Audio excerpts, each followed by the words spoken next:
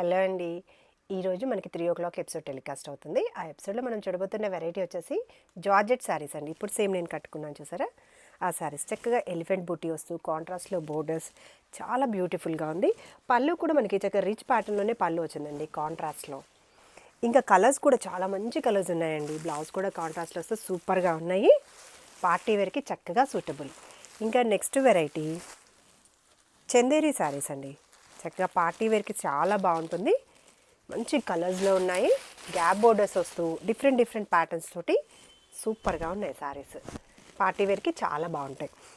దాంట్లోనే వెరైటీస్ అనమాట, different designs తోటి చక్కగా బోర్డర్స్ వస్తూ బ్యూటిఫుల్ పార్టీ వేర్ కలెక్షన్.